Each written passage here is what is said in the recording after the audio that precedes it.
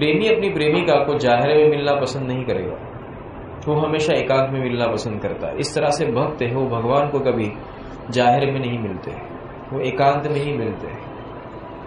जब तुम्हारे अंदर विचारों का माहौल समाप्त हो जाएगा, तो जब तुम एकांत में, मतलब जब सिर्फ और सिर्फ तुम स्व के साथ बैठोगे, उसके साथ बैठने के साथ ही वो प्रकट हो जाएगा।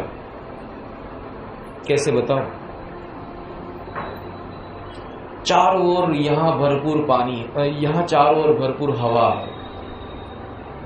है कि नहीं है वातावरण के अंदर? एक ग्लास में पानी भरा हुआ है तो उसमें हवा है? नहीं है।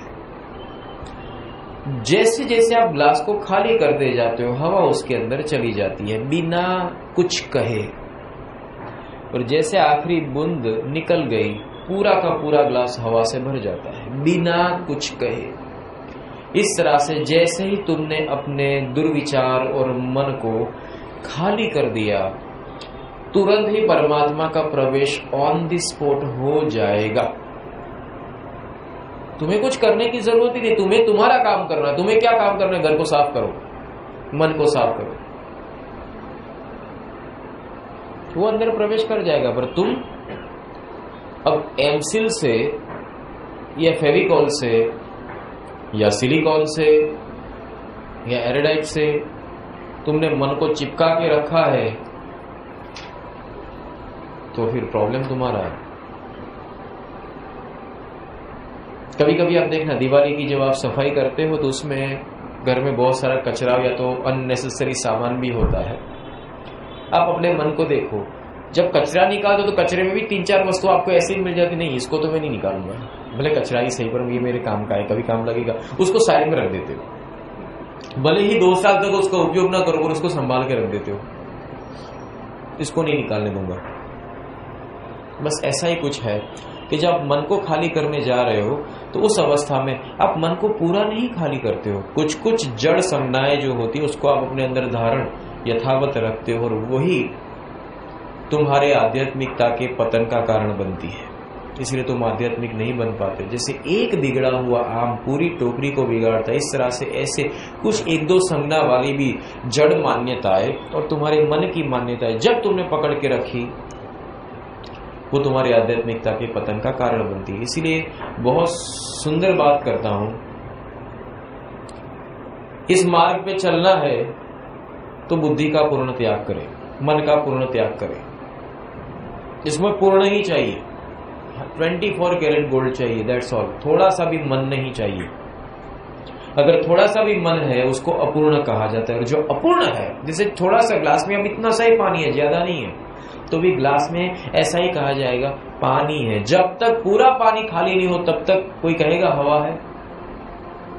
इतना सा पानी है तो आप बोलोगे भाई ग्लास में देख तो क्या है, तो आप क्या कहोगे? बस थोड़ा सा पानी है। अगर 1-2 बूंद रह गई तो आप क्या कहोगे? ग्लास हल्का सा भीगा, 1-2 बूंद अंदर दिखाई दे रही, पर कोई ये नहीं कहेगा हवा है। पर जब आप शोकेस से एकदम नेट एंड क्लीन ग्लास निकालते हो तो आप क्या कहोगे? बस ये तो पूरा खाली है, मतलब हवा से भरा हुआ। बस इतना सा ही फर्क है। अगर आप स्मार्ट हो तो समझ जाओ, इतना काम ही तो तुम्हें करना है। परमात्मा कैसे तुम्हें प्रगटाना है जब। और दूसरी बात है, ध्यान में अगर तुम्हें ऊपरी जगत में जाना है तो ऊपरी जगत में तुमको कौन जाने देगा? तुम्हारी हैसियत है क्या? तुम्हारी ताकत है क्या? तुम्हारी कैपेसिटी है क्या? तुम्हारी शक्ति है क्या? नहीं। तो तुम्हें जाना पड़ेगा परमात्मा की शक्ति से। और परमात्मा की शक्ति कैसे मिलेगी? शक्ति परमात्मा काट कर नहीं देते, सिर्फ उनको धारण करना पड़ता है। ब्लू कलर, जैसे कि एक कलर लाल या येलो, कोई भी कलर को पकड़ लो, जो कलर है उससे प्रवाही अलग नहीं है और प्रवाही से कलर अलग नहीं है, दोनों अलग है नहीं है। इस तरह से परमात्मा है, वो एक अवस्था में है, वो पूर्ण अवस्था से तुमको उनको पीना पड़ेगा, अपने अंदर धारण करना पड़ेगा। जब आप पूर्ण अवस्था से अपने अंदर उनको धारण कर ले तो तभी जाकर आप यहां से ऊपरी जगत की ओर जा सकते हो। तुम्हें ध्यान में अगर जाना है, ध्यान में चढ़ाई करनी है, तो ये कार्य तुम्हें पहले करना पड़ेगा कि खुद को मन से आजाद करो, खुद को अपनी मान्यताओं से आजाद करो। जितनी भी रूढ़िचुस्त मान्यता है, जन्मों जन्म की मान्यता भी तुम्हारे सबकॉन्शियस माइंड में रहती है, याद रखना। कभी कभी तुम ताज्जुब करोगे कि मेरी कुछ क्रियाओं में कुछ पूजा की मान्यता, पूजा की क्रिया है, तो पूजा के हाव भाव क्यों आ गए? ये तुम्हारे पुराने जन्म के संस्कार है। मतलब इन सबको खाली करना पड़ेगा।